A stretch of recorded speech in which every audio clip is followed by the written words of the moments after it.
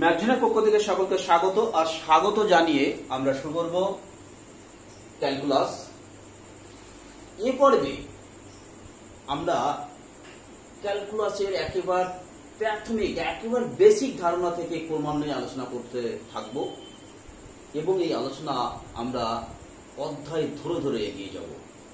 আমরা আজ যে বিষয়গুলো আলোচনা করব, প্রথমে জানব ক্যালকুলাস তার কে আবিষ্কার করেছে বা আবিষ্কারটা কে, তারপরে ক্যালকুলাসের শ্রেণীবিভাগ, তারপর আমরা ডেরিভেটিভ নিয়ে আলোচনা করব। ডেরিভেটিভে আমরা দুই ভাগে আমরা আলোচনা করব। একটা ভাগে থাকবে যে কিছু বিষয় আমরা জানব, আর সর্বশেষে আমরা কিছু শিখব।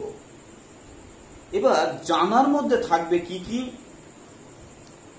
ডেরিভেটিভ দ্বারা আমরা কি কি নির্ণয় করে থাকি, ডেরিভেটিভ এবং ইন্টিগ্রেশনের মধ্যে সম্পর্কটা কি জানব, ডেরিভেটিভ কেন প্রয়োজন, ডেরিভেটিভ কেন করব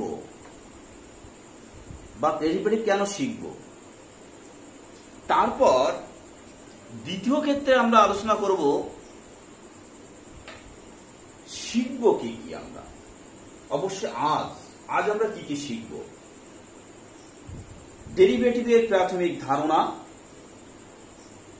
সেই প্রাথমিক ধারণার মধ্যে আমরা যে ধারণাগুলো ছেলে মেয়েদের জন্য দেব বা শিক্ষার্থী বন্ধুদের জন্য দেব, সেখানে থাকবে বাস্তব চলের অপেক্ষা কি, থাকবে স্বাধীন এবং অধীন চল কি, থাকবে স্বাধীন এবং অধীন চলের পরিবর্তন কি, স্বাধীন ও অধীন চলের পরিবর্তনের উদাহরণ, থাকবে স্বাধীন চলের সাপেক্ষে অধীন চলের গড় পরিবর্তনের হার কি, থাকবে ডেরিভেটিভের সংজ্ঞা এবং সর্বশেষে সংজ্ঞা থেকে ডেরিভেটিভ নির্ণয়। তাহলে দেখো ক্যালকুলাস, এই যে ক্যালকুলাসের আবিষ্কর্তা হচ্ছেন নিউটন। স্যার আইজাক নিউটনই কিন্তু ক্যালকুলাসের আবিষ্কর্তা এবং ওই সমসাময়িক সময় ক্যালকুলাসকে আরো এগিয়ে নিয়ে নেওয়ার জন্য সাহায্য করেছিলেন হচ্ছে লিবনিজ। আর এই ক্যালকুলাস দুটো ভাগ আছে, একটা ডিফারেন্সিয়াল ক্যালকুলাস আর একটা হচ্ছে ইন্টিগ্রাল ক্যালকুলাস।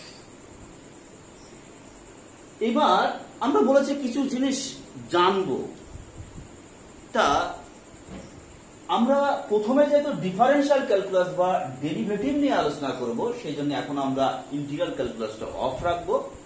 তা ডিফারেন্সিয়াল ক্যালকুলাসের ক্ষেত্রে আমরা কি কি জানবো, প্রথমে জানবো ডেরিভেটিভ দ্বারা আমরা কি কি নির্ণয় করি। ডেরিভেটিভের সাহায্যে প্রধানত আমরা কি নির্ণয় করি, কোন ফাংশনের পরিবর্তনের হার, সেটা তাৎক্ষণিক পরিবর্তনের হার বা শুধু পরিবর্তনের হার বা ক্ষুদ্র পরিবর্তনের হার নির্ণয় করে থাকি। আর কি নির্ণয় করে থাকি, আমরা নির্ণয় করে থাকি কোন স্পর্শকের বা কোন বক্রের স্পর্শকের নতি আমরা নির্ণয় করে থাকি।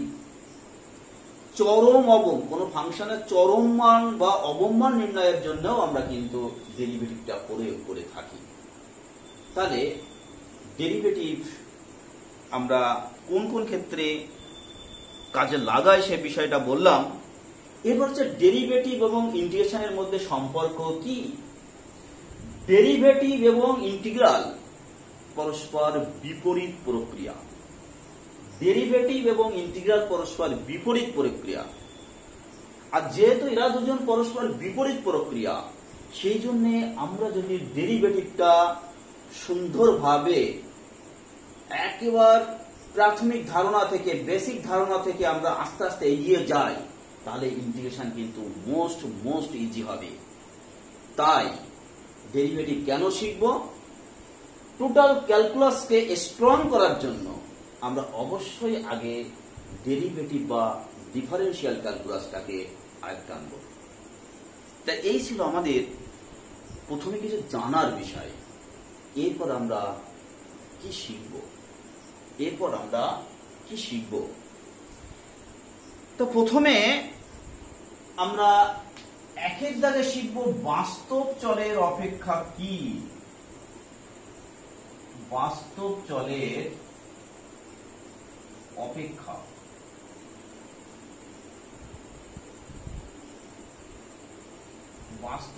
অপেক্ষা কি আমরা প্রথম এই ধারণাটা নেব।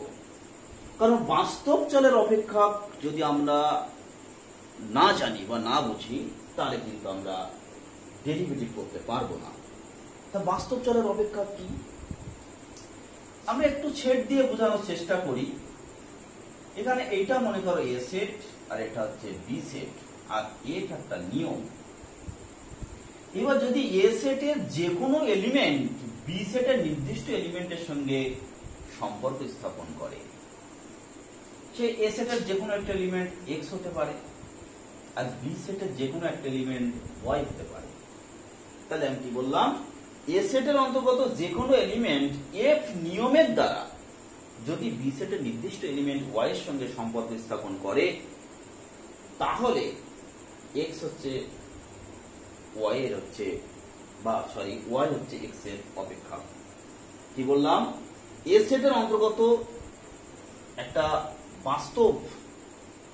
বাস্তব হচ্ছে আমাদের এলিমেন্ট এক্স।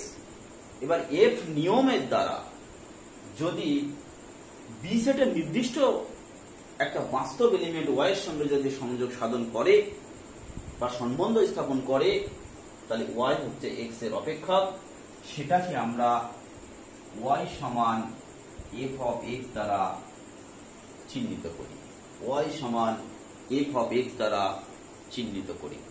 তবে হ্যাঁ, এখানে আমরা যদি অন্যভাবে ডেফিনেশন দিই, খুব সহজভাবে যদি আমরা ডেফিনেশন দিই, তাহলে বলতে পারি কি, এক্স এর বিভিন্ন বাস্তব মানের জন্য যদি আমরা ওয়াই এর বিভিন্ন বাস্তব মান পাই, তাহলে ওয়াইটা হচ্ছে এক্স এর বাস্তব চলের অপেক্ষা। কি বললাম, এক্স এর বিভিন্ন বাস্তব মানের জন্য যদি আমরা ওয়াই এর বিভিন্ন বাস্তব মান পাই, তাহলে ওয়াই হচ্ছে এক্স এর বাস্তব চলের অপেক্ষা। তাহলে বাস্তব চলের অপেক্ষা কিন্তু আমরা বুঝলাম। তাহলে আমরা যদি একটা ছোট্ট করে এক্সাম্পল নিই, তাহলে দেখো, মনে করো ওয়াই সমান আছে এক্স স্কয়ার প্লাস 3। তাহলে এক্স হচ্ছে বাস্তব, এক্স বিলংস টু আর। তাহলে এখানে যদি আমরা এক্স এর মান বসাই, তাহলে ওয়াই এর মান কি পাবো, আমরা সর্বদা বাস্তব মান পাবো। এক্স এর মান 0 বসালে 3, যদি 1 বসাই তাহলে 4, -1 বসালেও 4। তাহলে কি হচ্ছে, আমরা সবসময়ের জন্য একটা বাস্তব মান পাচ্ছি। তাহলে ওয়াই সমান যে এক্স স্কয়ার প্লাস 3, এটা অবশ্যই একটা বাস্তব চলের অপেক্ষা। আবার এর ক্ষেত্রে কিন্তু অন্য হতে পারে, ওয়াই সমান হয়তো রুটের ভিতরে আছে এক্স প্লাস 1। তাহলে এক্ষেত্রে যদি এক্স এর জায়গায় আমরা নেগেটিভ মান বসাই, অর্থাৎ -1 এর চেয়ে ছোট মান বসাই, অর্থাৎ দেখা হলো হয়তো বসলাম এক্স সমান -2 বসালাম, তাহলে এক্স সমান যদি -2 নিই, তাহলে ওয়াই সমান হচ্ছে দেখো রুটের ভিতরে -2 প্লাস 1 সমান হচ্ছে রুটের ভিতরে -1, অর্থাৎ দেখো কাল্পনিক চলে আসছে। তাহলে এক্স এর বাস্তব মানের জন্য ওয়াই দেখো আমরা বাস্তব মান পাচ্ছি না, তাহলে এটা কিন্তু বাস্তব চলের অপেক্ষা না। তাহলে আশা করি তোমরা বুঝতে পেরেছো। তবে হ্যাঁ, এখানে একটা বিষয় আমি তো বলে রাখি, এই টোটালটাই কিন্তু একটা বাস্তব চলের অপেক্ষক বলা হচ্ছে। কারণ কি, আমরা কি বলেছি, ওয়াই সমান এফ অফ এক্স, আর সেইটা এফ অফ এক্স সমানই আমরা বলছি এক্স স্কয়ার প্লাস 3। তাহলে ওয়াই বা এফ অফ এক্স বা টোটাল এক্স স্কয়ার প্লাস 3টাই কিন্তু বাস্তব চলের অপেক্ষা। এরপর আমরা জানবো কি স্বাধীন চল ও অধীন চল কি। স্বাধীন চল এবং অধীন চল কি, তা দেখো, বাস্তব চলের অপেক্ষা কেন আমি জানালাম সেটা এবার বুঝতে পারবে কেন প্রয়োজন। তা কি বললাম, স্বাধীন চল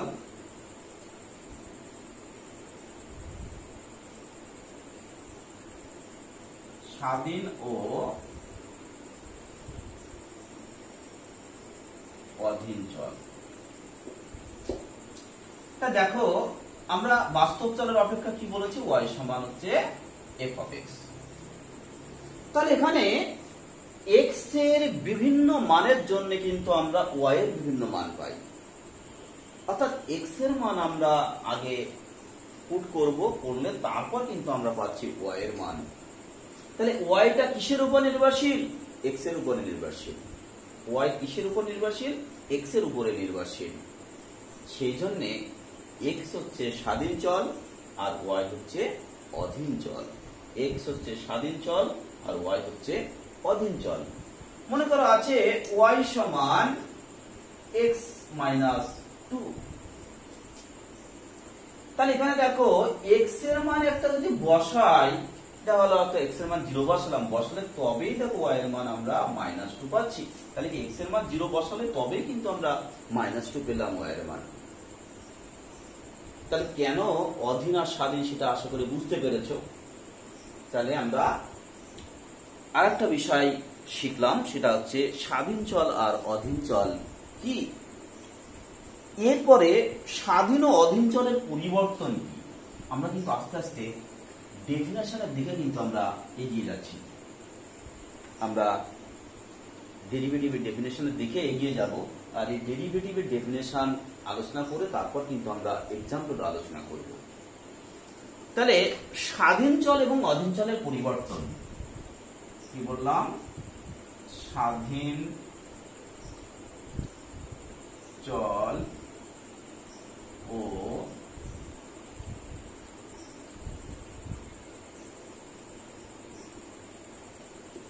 অধীন চলের পরিবর্তন, এই বিষয়টা আমরা শিখব।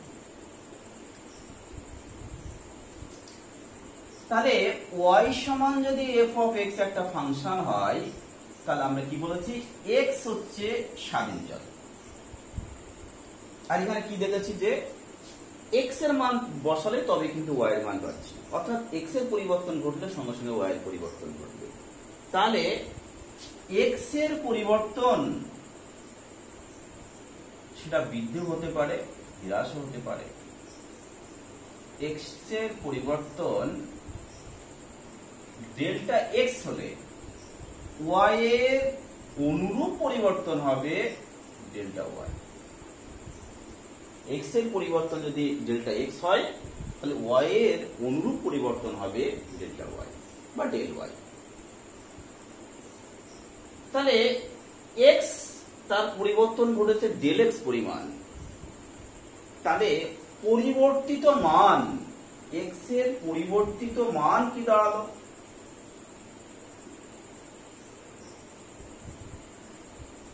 তাহলে কি x প্লাস ডেল x। তাহলে অনুরূপ y এর পরিবর্তিত মান হবে y প্লাস ডেল y। অর্থাৎ এইখানে একটা বিষয় আমাদের বুঝতে হবে, এই যে y সমান f of x ফাংশন, এই ফাংশনে x এর বৃদ্ধিপ্রাপ্ত মান বসালে সঙ্গে সঙ্গে আমরা y এর বৃদ্ধিপ্রাপ্ত মান পাবো। অর্থাৎ আমরা কি লিখতে পারি, তাহলে y প্লাস ডেল y সমান f of x plus del x। তাহলে এখান থেকে আমরা দেখো কি পাচ্ছি, ডেল y সমান f of x plus del x minus y। তাহলে সমান হচ্ছে দেখো f of x plus del x minus হচ্ছে f of x।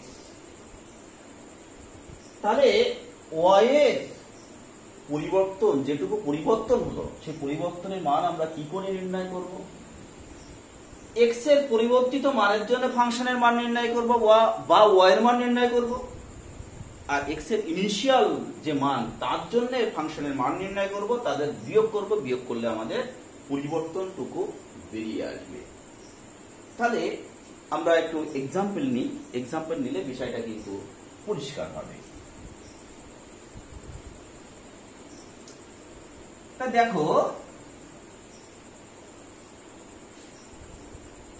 হয়তো বলা আছে x সমান 2 থেকে x সমান 2.05 এর জন্য f of x সমান 4, f of x সমান 4 বা y সমান f of x সমান হচ্ছে 4, এর পরিবর্তন কি হবে? তাহলে দেখো এখানে x হচ্ছে 2 আর বৃদ্ধিপ্রাপ্ত মান 2.05, তাহলে অর্থাৎ এখানে x প্লাস ডেল এক্স হচ্ছে আমাদের 2.05। তাহলে এখানে f of x সমান হচ্ছে 4, তাহলে অতএব f of x plus del x অর্থাৎ f of x plus del x এর মান কত? 2.05, তার জন্য আমরা কি পাবো? 4। তারপর f of x অর্থাৎ এখানে x এর ইনিশিয়াল মান হচ্ছে 2, তাহলে f of 2 এর জন্য আমরা মান পাবো কত? সেখানেও হচ্ছে 4, কারণ এখানে তো x নেই। f of x সমান 4 অর্থাৎ x এর স্তরে y পক্ষে আমাদের 2.05 বসাতে হবে, তো এখানে x নেই, তার জন্য 4 থেকে গেল।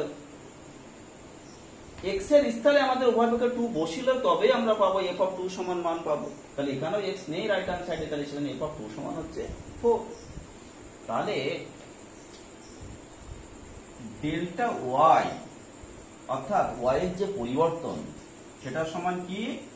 f of 2.05 minus f of 2 সমান হচ্ছে 4 মাইনাস 4 সমান হচ্ছে 0। তাহলে এখানে একটা বিষয় কিন্তু তোমরা মাথায় রাখবে যে না, কনস্ট্যান্ট ফাংশনের ক্ষেত্রে পরিবর্তন কিন্তু শূন্য হয়, কনস্ট্যান্ট ফাংশনের ক্ষেত্রে পরিবর্তন কিন্তু অবশ্যই শূন্য হবে। তাহলে আমরা আরো একটা এক্সাম্পল নিলে কিন্তু বিষয়টা আরো পরিষ্কার হবে।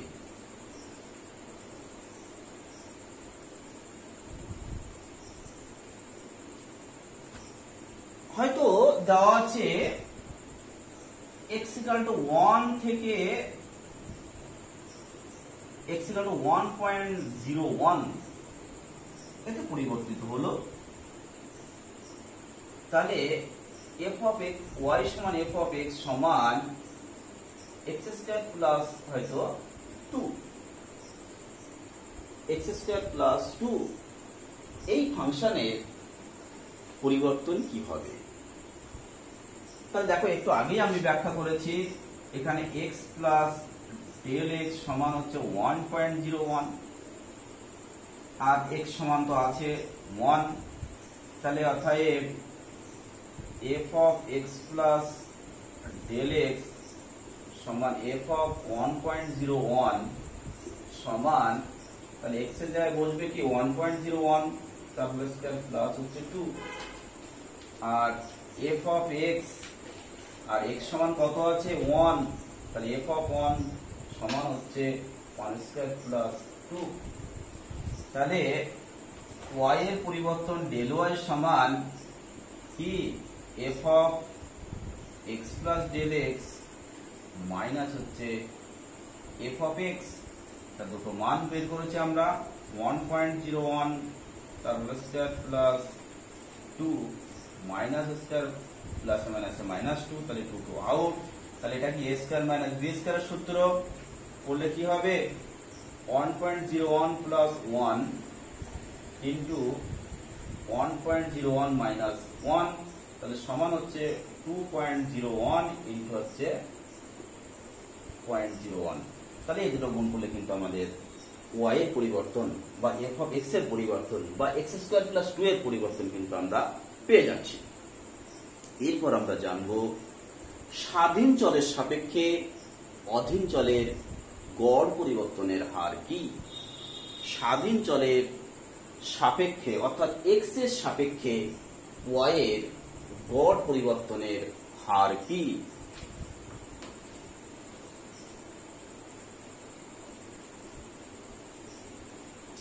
তা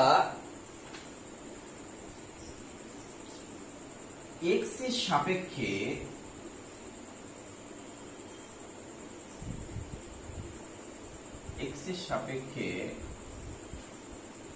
ওয়াই এর গড়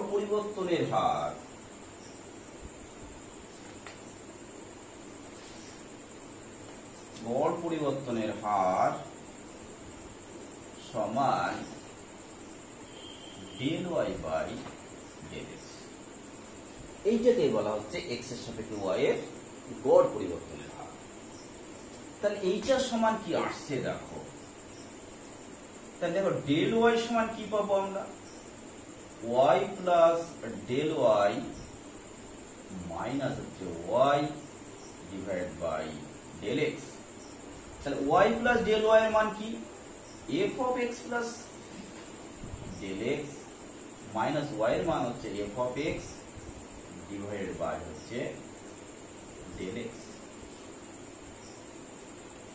তাহলে এক্স এর সাপেক্ষে ওয়াই এর যে গড় পরিবর্তনের হার, এটাও কিন্তু আমরা এক্সাম্পলের মাধ্যমে বোঝাতে পারি।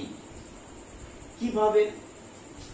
সাপোজ মনে করো এক্স সমান 2 থেকে এক্স সমান 2.01 এ পরিবর্তন হয়েছে একটা মানে ভেরিয়েবল এক্স, এবং এই পরিবর্তনের জন্য হয়তো এফ অফ এক্স সমান, সেটা ওয়াই হতে পারে, ওয়াই সমান এফ অফ এক্স সমান হয়তো দেওয়া আছে 2x প্লাস 3। এর গড় পরিবর্তনের হার কি হবে? তা দেখো এখানে এইটাই হচ্ছে 2.01টা হচ্ছে x প্লাস ডেল্টা x বা x প্লাস ডেল x, আর এটা x এর মান হচ্ছে 2। তাহলে এখানে আমরা f অফ 2.01 এর মান বের করব। তাহলে সেটা কি হবে, 2 ইনটু 2.01 প্লাস 3 বের করব আমরা f অফ 2 এর মান বের করব। তাহলে সেটা কি হবে, 2 ইনটু 2 প্লাস 3। এইগুলো কিন্তু আমরা ক্যালকুলেশন করব, এগুলো আমরা ক্যালকুলেশন করে মান বের করব। আর ডেল্টা এক্স এর মান কি হবে, তাহলে ডেল্টা এক্স এর মান হবে 2.01, এটা হলো x plus del x minus সেখান থেকে এক্স এর মান হচ্ছে 2, তাহলে সেটা পাবো আমরা 0.01, এটা পেয়ে গেলাম। এইবার আমরা এই সূত্রের মান বসাবো।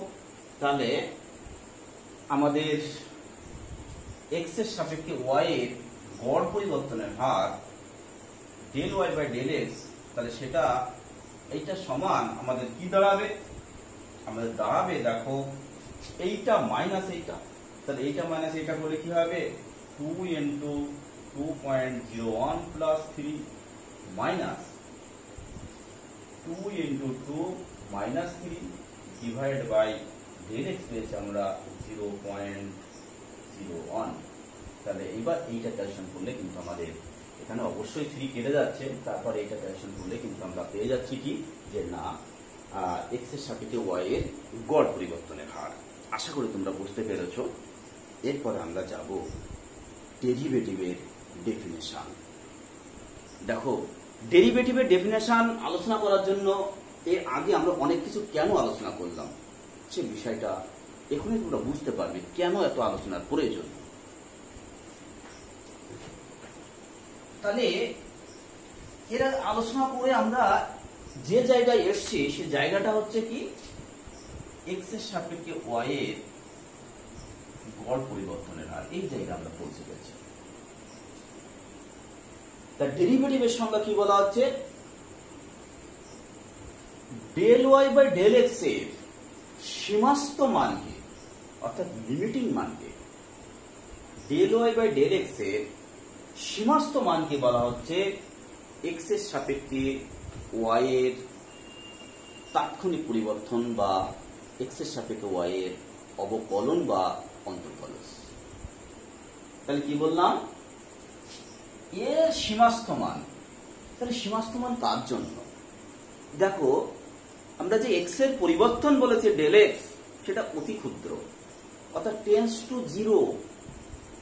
যে ক্ষুদ্র পরিবর্তন যেটা, সেটা টেন্স টু 0, অর্থাৎ এর যে সীমাস্থ মান সেটা হবে limit del x tends to zero.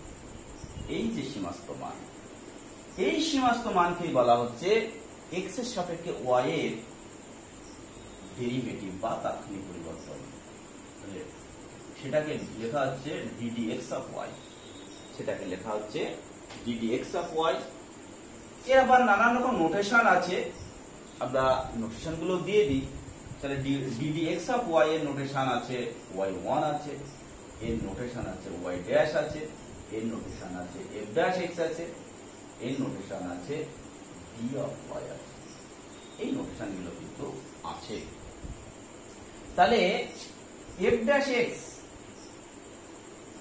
সমান ডিডি এক্স অফ ওয়াই সমান আমরা কি পাচ্ছি, লিমিট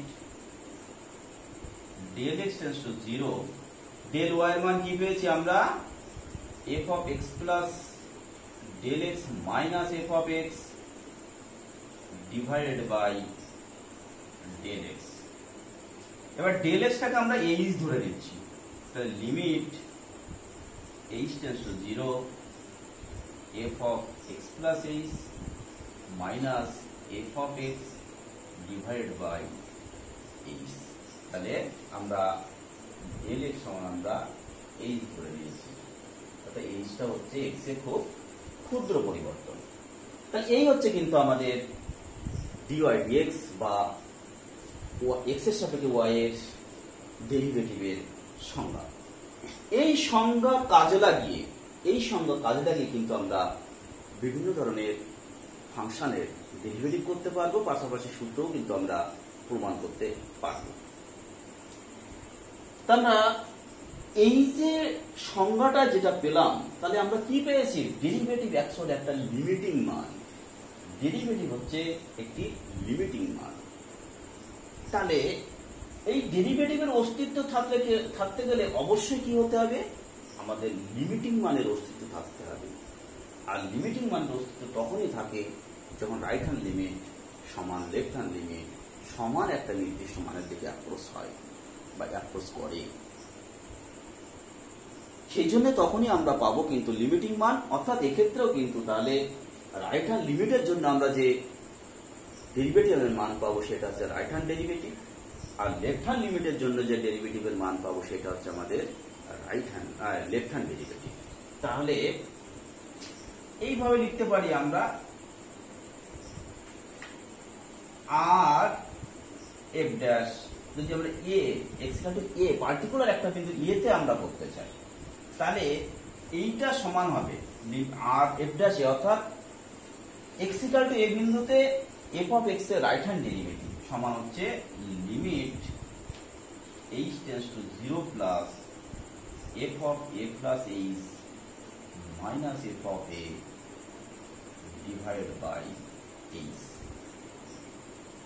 এইটা যদি কার সমান আসে, লেফট হ্যান্ড ডেরিভেটিভ এর সমান, অর্থাৎ এর এফ ড্যাশে সেটা সমান, তাহলে সেক্ষেত্রে কি হবে, limit h tends to zero minus f of a plus h minus f of a divided by h. এই দুটো যদি সমান হয় এবং সেটা যদি একটা ফাইনাইট নাম্বার পাওয়া যায়, তাহলে বলা হয় এক্স ইকুয়াল টু এ বিন্দুতে এক্স এর সাপেক্ষে ওয়াই এর ডেরিভেটিভের অস্তিত্ব আছে। তো যাই হোক, পরবর্তী যে ভিডিও, আমরা পরবর্তী ভিডিও অবশ্যই ডেরিভেটিভের অস্তিত্ব এবং সূত্র নিয়ে আলোচনা করব। তবে হ্যাঁ, আজকে আমরা এই সংজ্ঞার সাহায্যে আমরা দুটো একটা এক্সাম্পল আলোচনা করব।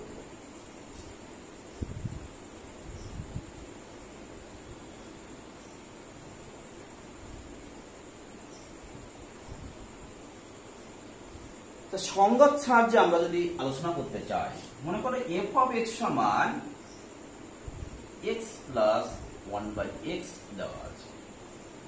এবার যদি আমাদের এক্স ইকুয়াল টু 1 বিন্দুতে এই ফাংশনের ডেরিভেটিভ নির্ণয় করতে বলে, অবশ্যই সংজ্ঞা থেকে, তাহলে কি হবে, তাহলে এখান থেকে কি করব, F of x plus H সমান করব। তাহলে এফ অফ এক্স প্লাস সমান এক্স প্লাস এইচ সমান কি, এক্স প্লাস এইচ প্লাস হচ্ছে 1/x x প্লাস h। তাহলে ডেরিভেটিভের সংজ্ঞা অনুযায়ী কি হবে? f ড্যাশ x সমান limit h tends to 0 f of x plus h minus f of x divided by h সমান limit h tends to 0 x plus h plus 1 by x plus h minus x minus 1 by x whole divided by h। তাহলে এখানে দেখো x x কেটে যাচ্ছে, তাহলে সমান limit h tends to 0 উপরে লসাগু x plus h, তাহলে সেটা নিচে আসছে h into x plus h। তাহলে আমাদের আসছে h প্লাস, আচ্ছা আমরা একটু অন্যভাবে ক্যালকুলেশনটা করি তাহলে আরো সহজ হবে। আমরা h টা লিখে দিচ্ছি h প্লাস এই দুটো আগে লসাগু করছি আমরা, তাহলে কি হচ্ছে x into x plus h, তাহলে লসাগু করলে আমরা পাচ্ছি x minus h divide by হচ্ছে h, তাহলে এখানে x x আউট। তাহলে সমান, তাহলে এখানে h আছে এখানে h আছে, তাহলে h কমন নিয়ে আমরা এটা কেটে দিচ্ছি, তাহলে থাকছে কি লিমিট h টেন্ডস টু 0, থাকছে 1 minus 1 by x into x plus h, এইটা আসলো। তাহলে h টেন্ডস টু 0 যদি আমরা বসাই তাহলে আসছে দেখো 1 মাইনাস এখানে 0 বসালে কি x ইন্টু x প্লাস 0 অর্থাৎ x square, 1 by x square. তাহলে f ড্যাশ x সমান পেলাম 1 মাইনাস 1 বাই x স্কয়ার। তাহলে অতএব f ড্যাশ 1 সমান হবে 1 মাইনাস 1 বাই 1 স্কয়ার সমান 1 মাইনাস 1 সমান হচ্ছে 0। তাহলে আমরা একটা এক্সাম্পল আলোচনা করলাম, আশা করি তোমরা বুঝতে পেরেছো। আমরা আরো একটা এক্সাম্পল আলোচনা করব, তাহলে বিষয়টা আরো পরিষ্কার হবে। আর আমাদের যে শিক্ষার্থী বন্ধুদের কাছে ছোট্ট রিকোয়েস্ট, তোমরা চ্যানেলটার সঙ্গে থাকার জন্য অবশ্যই লাইক শেয়ার কমেন্ট করব, এবং পাশাপাশি যারা নতুন তারা সাবস্ক্রাইব করো, যাতে নতুন নতুন আপডেট তোমাদের কাছে পৌঁছে যায়। পরের এক্সাম্পল হচ্ছে f of x সমান tan x এর সংজ্ঞা থেকে ডেরিভেটিভ নির্ণয় করলে কি আসবে। তাহলে এখানেও আমরা f of x plus h এর মান বের করব। তাহলে f of x plus h সমান হচ্ছে tan of x plus h। তাহলে f dash x সমান limit h tends to 0 f of x plus h minus f of x divided by h সমান limit h tends to 0 tan of x plus h minus tan x divided by h, তাহলে সমান limit h tends to 0, এটা আমরা sign কজে ফেলে দিচ্ছি। তাহলে sin of x plus h by cos of x plus h minus sin x by cos x whole divided by h, তাহলে সমান limit h tends to 0, লসাগু করে দিচ্ছি। লসাগু ওখানে হবে cos x cos of x plus h, আর নিচে h আছে, আর উপরে আসছে দেখো sin of x plus h into cos x minus sin x into cos of x plus h। তাহলে এখানে দেখো sin a cos b minus cos a sin b, অর্থাৎ সেটা কি sine of a minus b, তাহলে সমান limit h tends to 0 sine of x plus h minus x, তাহলে x কাটবে, থাকবে হলো sine h divide by h into cos x into cos of x plus h।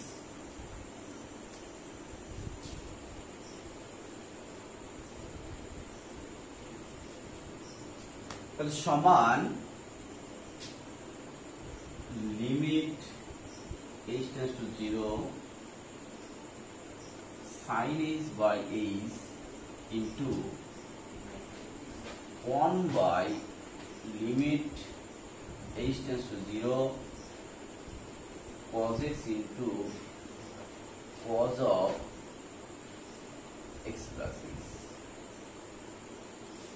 তাহলে এটার মান হচ্ছে 1, তাহলে 1 into 1 by cos x into এটা cos of x plus 0 অর্থাৎ cos x, তাহলে 1 by cos square x সমান sec square x। এই হচ্ছে আমাদের x এর সাপেক্ষে tan x এর ডেরিভেটিভের মান। এটা অবশ্যই একটা কিন্তু সূত্র, tan x এর ডেরিভেটিভের সূত্রই পেলাম আমরা sec square x।